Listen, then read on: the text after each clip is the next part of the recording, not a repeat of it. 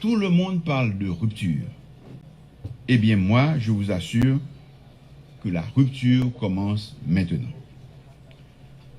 Soyez assurés qu'aucune distraction, aucune convocation ou invitation, aucune manœuvre, aucune menace, aucun combat d'arrière-garde, aucune agression ne me détournera de ma mission.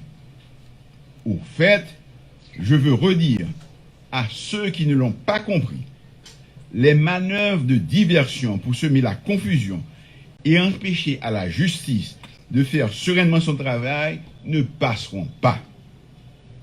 Les vrais coupables, les auteurs intellectuels et les commanditaires de l'assassinat odieux du président Jovenel Moïse seront trouvés et traduits en justice et punis pour leur forfait. À bon entendeur, salut. Plusieurs ont souhaité venir signer publiquement devant la presse parlée, écrite, télévisée et en ligne, l'accord pour une gouvernance apaisée et efficace de la période intérimaire, et je les félicite pour cela. Après une longue série de consultations et des rencontres avec divers secteurs de la classe politique et de la société civile, nous avons pris en compte des avis et commentaires émis par plusieurs organisations pour produire ce document final. Il servira de guide aux membres du gouvernement et à l'ensemble des forces politiques et sociales pour les mois qui viennent. Cet accord reprend la quasi-totalité des revendications légitimes et des recommandations formulées par divers secteurs de la vie nationale. Certains le trouvent ambitieux et prometteur, mais nous ne pouvons offrir moins à nos concitoyens qu'ils veulent nous voir engager notre vie sur la voie du changement. J'ai l'assurance que cet accord permettra de conduire dans l'harmonie et la bonne entente les affaires de l'État durant la période intérimaire que je souhaite la plus courte possible, afin d'atteindre notre objectif principal commun, qui est un retour à un fonctionnement normal de nos institutions démocratiques sur des bases nouvelles dans un environnement sûr et stable. Un premier texte avait circulé et beaucoup d'organisations l'avaient déjà signé. Dans le but de rassembler encore plus de concitoyennes et de concitoyens, j'ai accepté les propositions de nos compatriotes ici présents qui visaient à améliorer le texte et à le rendre plus clair. En conséquence, les ajouts au texte précédent concernent principalement le mode de désignation des membres du Conseil électoral provisoire, des membres de l'organe de contrôle et de suivi, ainsi que la procédure à suivre pour aboutir de manière inclusive et participative à un projet de nouvelle constitution qui sera soumis à l'approbation du peuple haïtien à travers une consultation populaire. Dans les prochains jours, les dispositions seront prises pour la mise en œuvre de l'accord, dont les différents organes prévus seront créés, comme je l'ai mentionné à tous mes interlocuteurs par le biais du dialogue et de la concertation permanente. D'autres compatriotes ont pris des initiatives et ont formulé des propositions pour la gestion de la période intérimaire. Je les félicite pour leur intérêt pour les affaires publiques. Je vais les rencontrer et discuter avec eux de la possibilité de faire taire nos querelles intestines et rassembler nos énergies pour regarder ensemble dans la même direction, celle de la transformation de notre pays et de notre société. Je ne désespère pas de les convaincre de la nécessité de toutes les Haïtiennes et de tous les Haïtiens de s'unir pour avoir la force nécessaire pour faire face aux périls qui nous menacent. Je souhaite qu'en nous attaquant au chantier de la reconstruction de nos institutions démocratiques, nous puissions réconcilier la famille haïtienne et trouver les voies et moyens d'une rupture réelle avec les pratiques anciennes.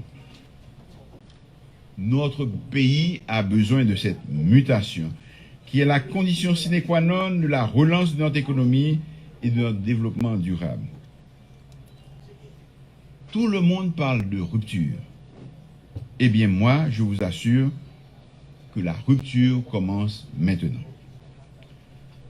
Soyez assurés qu'aucune distraction, aucune convocation ou invitation, aucune manœuvre, aucune menace, aucun combat d'arrière-garde, aucune agression ne me détournera de ma mission.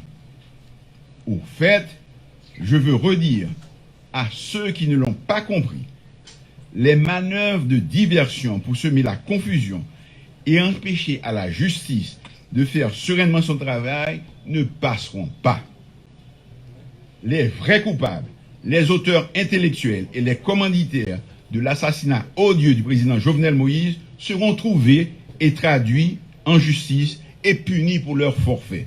À bon entendeur, salut.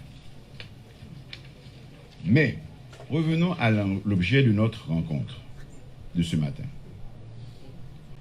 Pendant tout le week-end, de nombreuses organisations et personnalités viendront signer l'accord pour une gouvernance apaisée et efficace de la période intérimaire.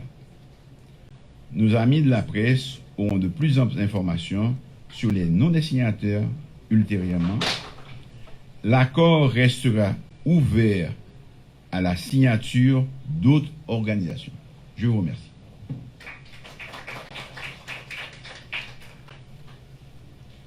Merci, Monsieur le Premier ministre. En effet, la date du 11 septembre nous aura tous marqués. Ça aura été une date inoubliable, une date marquante.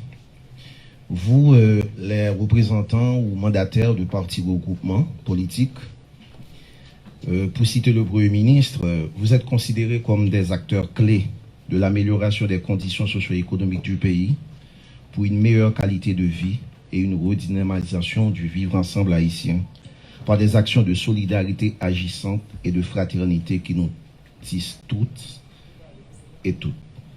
Sur ce, j'invite à prendre la parole à tour de rôle Maître André Michel, Monsieur Rosemont Pradel, Monsieur Sorel Jacinthe et Docteur Louis Jean.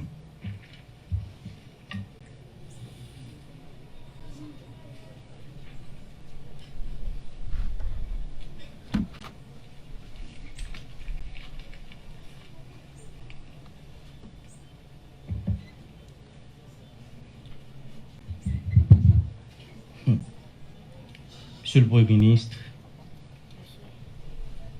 Mesdames et Messieurs, dirigeants de partis politiques,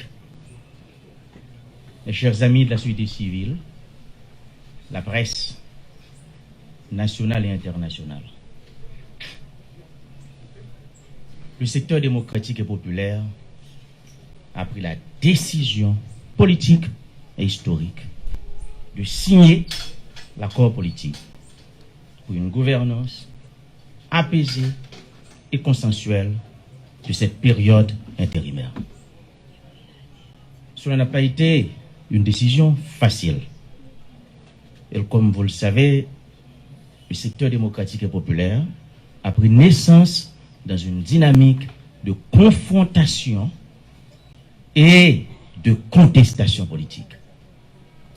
Et c'est pas chose facile, c'est difficile, c'est compliqué pour un mouvement politique qui a pris naissance dans cet esprit-là d'accepter de venir signer un accord politique.